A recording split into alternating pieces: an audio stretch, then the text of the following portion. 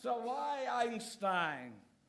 We often, talk about and turn to the teachings of prophets and religious leaders, Jesus, Buddha, Moses, Gandhi, Reverend Dr. Martin Luther King Jr. for spiritual wisdom. But why look at Einstein for guidance on religion? Well, I will tell you, for me, growing up, Einstein was sort of like a Jewish superhero. I know this, synchronicity, whatever. I grew up less than a half a mile from the Albert Einstein Medical Center in the Bronx. And whenever I made a smart aleck remark in my house, my mother would say, "So, you think you're Einstein?" And I would say, yes, I do. Unfortunately, I did not have his intelligence for physics, but many are probably familiar with this picture. Let's see if they got it up there. Right? Very, very often used in popular culture. For you math geeks out there who might not know this, Einstein was born on March 14th, or Pi Day, which may or may not have been a foretelling.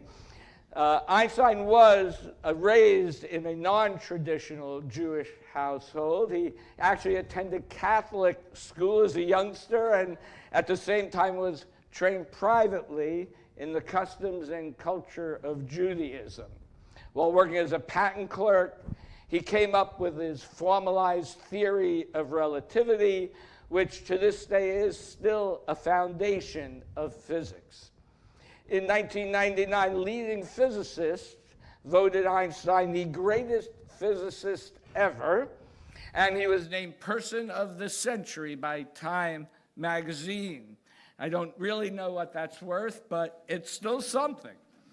So why listen to what he has to say about religion? Well, Einstein wrote and spoke extensively about his religious beliefs. And in this country, where there has been such a divide, but even more recently, it's gotten worse, between religion and science, when one of the most brilliant minds of all time reflects on faith, I think it is worth reflecting on. Now, I have to be honest, I don't always agree with every position that Einstein took, but he certainly has earned the right to have his thoughts examined. In a world where anti-intellectualism is growing, where many orthodox religious traditions distrust critical thinking, Unitarian Universalists affirm the opposite of that. We welcome the guidance of reason and the insights of science. Our history is full of scientists who embodied the call to Unitarian Universalism. Michael Servetus, who was killed in the 16th century by Calvin for writing the book on the errors of the Trinity, was the person credited with discovering the blood circulatory system. Reverend Joseph Priestley, one of the founders of Unitarianism in England, was a scientist credited with discovering oxygen. Priestley in the 19th century said, and I quote, "Let us examine everything with the greatest freedom, without any regard to consequences. Let us sow the seeds of truth," end quote. Now, Einstein spoke I could go on and on. There's lists and lists of Unitarian and Universalist scientists. I don't have all day for that. But Einstein spoke of 3 stages of religious development. The first stage he called the primitive state of religion, one that is based on fear that arose due to ignorance of the natural world. And this came from humans' response to such things as hunger, illness, natural disasters, even death, that were beyond their comprehension. The second stage of religious development Einstein called the religion of morality. It was the social or moral conception of God, which arises from the desire for guidance, for love and support. And this stage still adhered to an anthropomorphic conception of God. Einstein's third stage of religion is the cosmic religious feeling. Resonates, I think, deeply within our Unitarian Universalist sense of interdependence. Right? It's not about a personal God who rewards and punishes, but about experiencing ourselves as part of something vast, beautiful, and mysterious. At this stage, Einstein writes, and I quote, "The individual feels the futility of human desires and aims and the sublimity and marvelous order which reveal themselves both in nature and in the world of thought. Individual existence expresses them as a sort of prison, and they want to experience the universe as a single significant whole. In my view, it is the most important function of art and science to awaken this feeling and keep it alive in those who are receptive to it," end quote. Now, Einstein began violin lessons at the age of 5 and remained devoted to music throughout his life, often listening while he worked. He believed it helped him think, even leading to breakthroughs in his thought process. Nowhere, he said, does mysticism find more complete expression in music, end quote. I think that's true. Music moves us beyond words. It raises up within us this emotional feeling that we don't always get all the time just from listening to the verbal word. It bypasses logic. It touches something deeper, right? A resonance between our souls and the universe. And that resonance is why nearly every religion weaves music into the worship service. It helps us to feel this cosmic order that Einstein described. In 1930, Einstein had 2 meetings with the Indian philosopher and artist Rabindranath Tagore, where they discussed, among other things, music, the nature of humanity, and the universe. Tagore said, "When our universe is in harmony with humanity, the eternal, we know it as truth. We feel it as beauty," end quote. Whereas Tagore could not see the universe or the divine as separate from humanity, Einstein saw truth as independent of humanity. It is a basic question of if a tree falls in the forest and there is no one there, does it make a noise? If we are not here to perceive the universe, does it exist?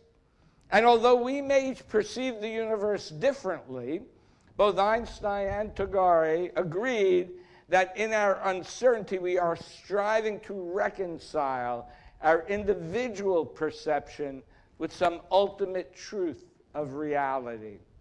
And this, to me as well, this is one of the underlying questions that all religions ask. Einstein's search for the ultimate truth also led him into a profound debate with fellow physicist Niels Bohr about the nature of reality and free will. And I need to do something here. Okay. So Einstein believed the universe was governed by strict, comprehensible laws, even if we didn't understand what all those laws were.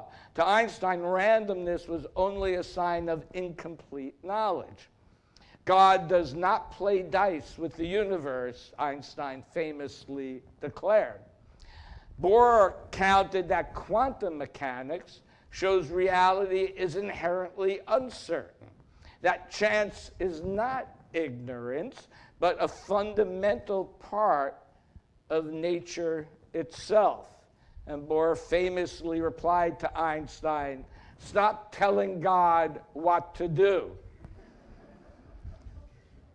This wasn't just a scientific quarrel, it was a philosophical one. Einstein's view implied a determined universe where free will might be an illusion, while Bohr's left space for spontaneity, unpredictability, and genuine choice.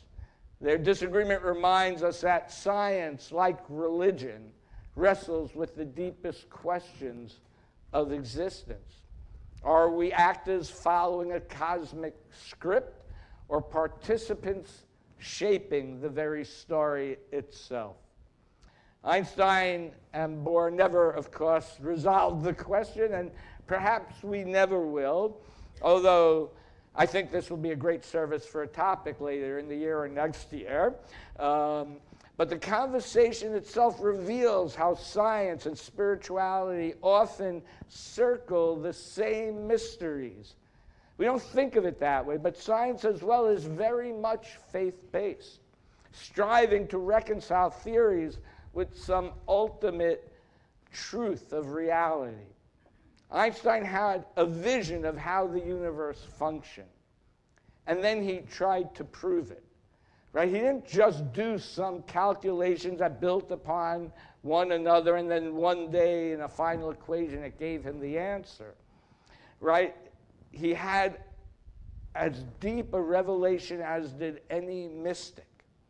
He then went on to try and prove his vision's authenticity through trial and error. It was his faith in his vision of how the universe was structured, faith that the universe had a structure and was not just random accidents, that drove his creative and scientific endeavors. Einstein said science can only be created by those who are thoroughly imbued with the aspiration toward truth and understanding. This source of feeling, however, springs from the sphere of religion. To this, there also belongs the faith in the possibility that the regulations valid for the world of existence are rational, and that is comprehensible to reason. I cannot conceive of a genuine scientist without that profound faith. The situation may be expressed by an image. Science without religion is lame. Religion without science is blind. Our moral judgments, our sense of beauty, and religious instincts are tributary forms in helping the reasoning faculty toward its highest achievements. Science cannot teach humanity to be moral, and every attempt to reduce ethics to scientific formulae must fail, end quote.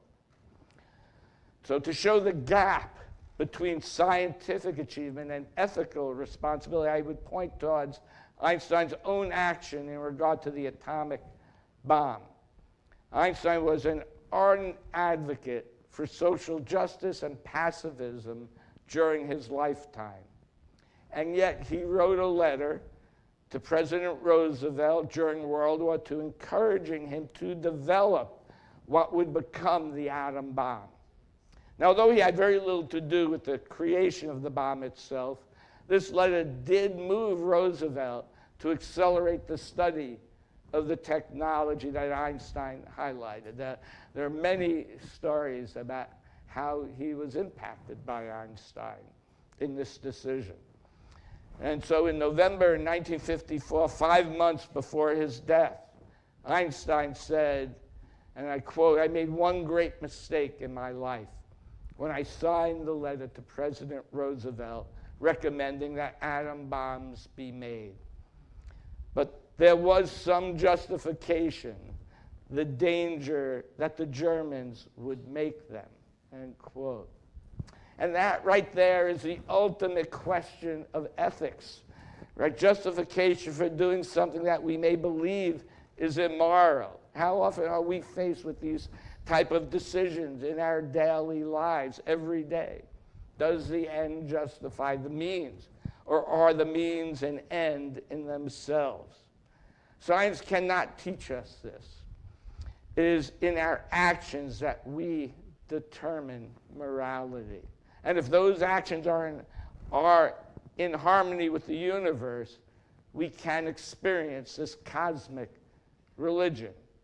Scientists cannot teach us morality, and this is where religion must come in.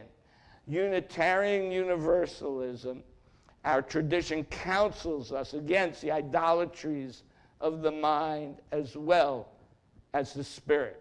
The idolatry of the mind is the rationalization of doing immoral acts simply because they are logical or expedient. Unitarian Universalism calls us to have a free and responsible search for truth and meaning. Even the most brilliant mind in the world admitted he was not always right. Yet Einstein kept searching for truth, for understanding, for a universe in harmony with itself. And that is our calling too. We do not know the ultimate causation of all of our actions. We act in faith that the universe bends towards justice. And when it does not, we feel disharmony and we try to seek to repair it. Through trial and error, through questions and actions, we move, even if slowly, step by step, closer to the truth. May our search, like Einstein's, keep us forever curious, forever humble, and forever striving toward the greater whole of which we are a part. May it be so.